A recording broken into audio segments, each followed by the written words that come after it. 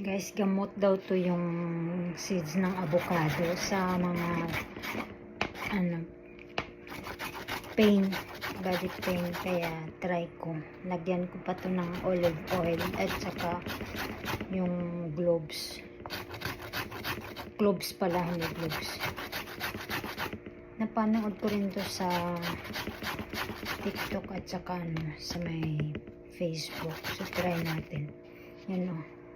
Iba yung kulay o. May kulay pala to. Yung buto ng avocado. Kaya try ko lang. Kasi sumasakit yung mga nerve ko. Kaya try ko to. Lagyan ko ng olive oil. Lagyan daw siya ng olive oil tsaka cloves powder. Bibili pa ako ng cloves. Nakalimutan ko kanina. Lumabas kami kanina ng asawa ko. Pero nakalimutan kong bumili. Bukas na lang kasi hindi ako papasok bukas dahil pupunta ako ng medical. May medical check up kasi ako. Kaya bukas na lang ako bibili. Kaya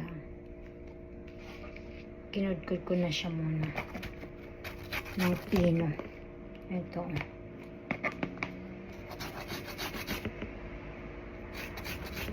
para lalo siyang mag-soak sa olive oil. So try nyo guys, try natin kasi sabi ng kaibigan ko dito, kakilala ko, ang ganda daw to sa mga pananakit ng katawan. So try natin kung pwede siya. Ang effective na talaga siya. Mahirap na pag gurang na ba.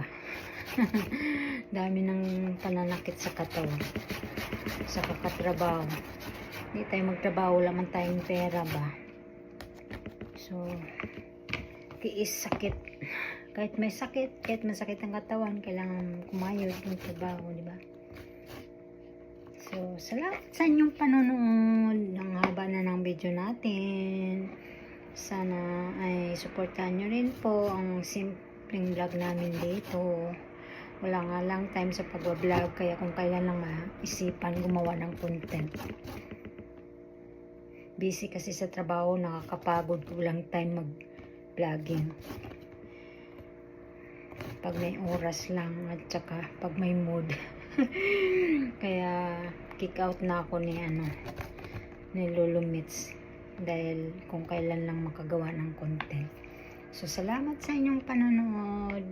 See you on my next vlog. Kaya nagsusupport na lang ako sa mga ibang creator.